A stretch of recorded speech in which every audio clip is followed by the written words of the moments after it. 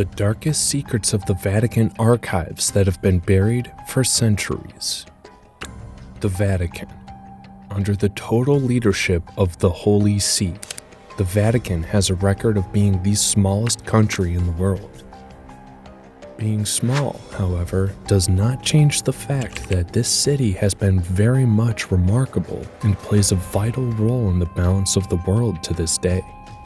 The origins and existence of the Vatican are wrapped in heavy secrecy, and one cannot help but wonder, what might be lurking in the shadows of this city?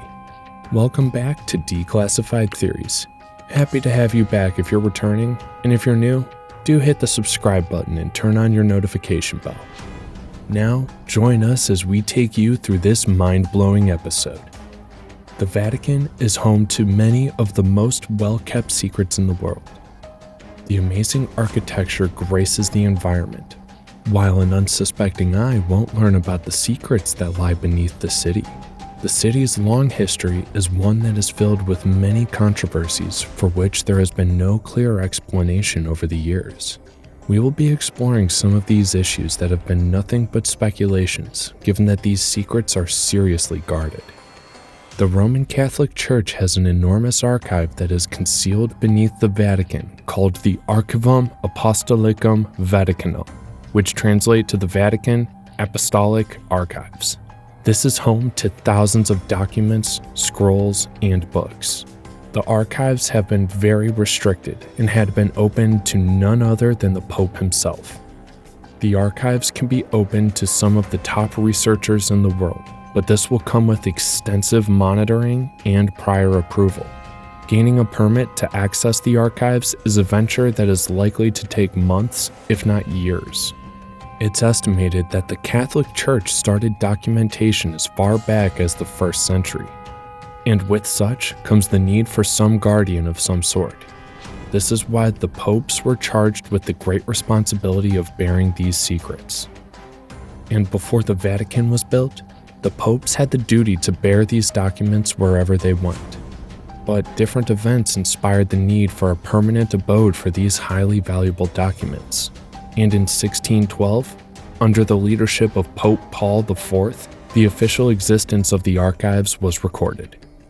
Prior to this, in the 1400s, an attack on the Vatican saw the destruction and loss of more than 1,000 secret documents. The heavy restrictions have sparked a rise in conspiracies in an attempt to connect the dots and reveal what the Vatican might be hiding. One of the most popular, which seems to even be making waves in the scientific world, is the speculation that the Catholic Church is hiding evidence of previous contact with some extraterrestrial intelligent life form. Many claim that in the archives, the Vatican houses skulls belonging to these life forms. From past events, we have been able to learn that keeping secrets is a major cause of conspiracies. And in the case of the Vatican, there have been conspiracies that are targeted at explaining what we might find when we look into these archives. The most insane of these conspiracies is the one that suggests that there is evidence to show that Christ never existed. I guess we'll never know for certain these details, given the Church's scrutiny of every document that is accessed by anyone in the archives. There are deliberate attempts to make information difficult to come by from the archives. The first step taken is that the library, at present, can only be opened to renowned scholars after due evaluations by the authorities. And for these ones allowed to access the library, the information that can leave the walls are very much limited and controlled by the Vatican. This leaves one to wonder, what can be so important to warrant the troubles that they go through to keep them secret? To begin with, there have been questions on whether Christ ever existed. This seems to be the most sensitive of all the questions, as this will either validate or invalidate the whole existence of the Church. Some have it that the archives contain documents that Christ never existed. This argument gains some traction as it is no longer secret that the version of the Bible that we have access to today is far from being a complete account as we are made to believe. For one, we know that such books as the Book of Moses have been deliberately excluded. And on the contrary, We also have information that there is a document within the Vatican which has the letter that St. Paul had written to Nero, which validates the existence of Christ. This still seems unfounded, as it is expected that the Church will be likely to jump on any opportunity that validates its stand, and the existence of such a document presents a very good opportunity. This leaves room for doubts on this. One of the most popular blunders that have been registered in the Church is also reported to be documented here. There are reports that the documents, which accuse Galileo Galilei of heresy, are still found in the archives. This is one of the most known stories in the Church's history.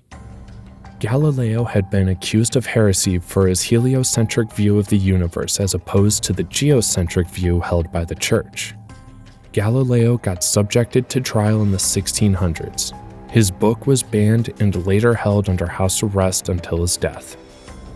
It will take the Church more than 300 years to change its views and agree with Galileo. This is evidence that humans have always thought so highly of themselves and will love to believe that they are all that matter in the universe. Recent evidence has, however, proven otherwise. Now, one insane theory that has been formed about the Vatican is the actual existence of the devil. And by this, I don't mean the belief in hell. I mean the idea that the devil is very much alive and roams the many tunnels in the Vatican. As crazy as that might sound, there are actual exorcists at the employ of the Vatican. One of the most popular of these exorcists over the years was Father Gabriel Amorth. The name might ring a bell from the recent Hollywood movie, The Pope's Exorcist. As much of the movie was not a real depiction of the priest's exploits, it was formed by taking bits and pieces from the past works and memoirs of this Vatican priest. Aside from the secret documents that exist within these archives, there are speculations of the existence of artifacts such as the Holy Grail, which, till today, there has not been a consensus on what it actually is. Various opinions on this are that it's a dish, cup, and some even think it to be a stone.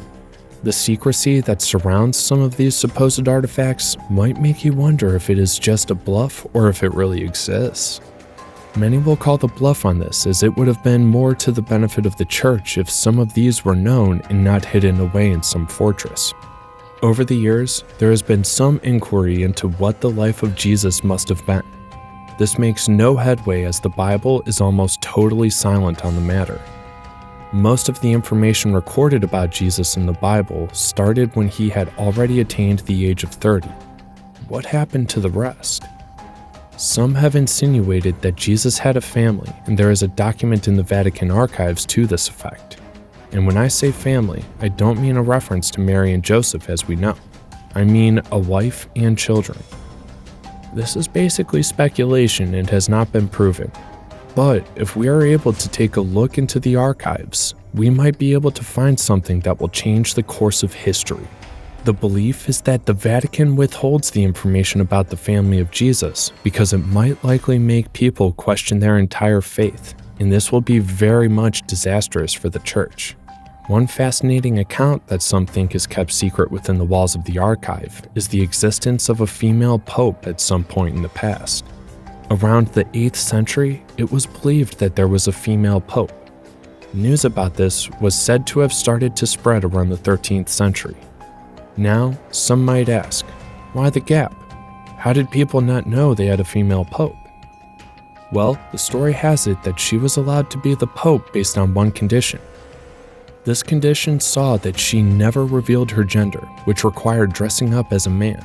And to take this further, she was asked to bear the name John Anglicus as a means to protect her identity. No one knows exactly what events resulted in the Church agreeing to have a female pope. The story has it that this happened after the death of Pope Leo IV. There are some images and paintings and sculptures around the Vatican that point towards this, but we have no solid evidence in this regard. If this had been the case, then there were really interesting times in the history of the Church. Conspiracies thrive in the absence of facts, and most often, this absence is not caused by the lack of desire to know, but the unwillingness to reveal them. Ordinarily, many will expect the Church ought to be nothing but transparent. But with these revelations, it is clear that there is more than meets the eye. What the reaction of the masses to the truth will be remains to be seen.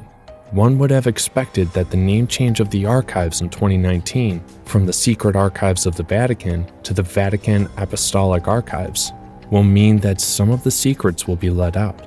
But the reverse is the case. What is the Vatican really hiding?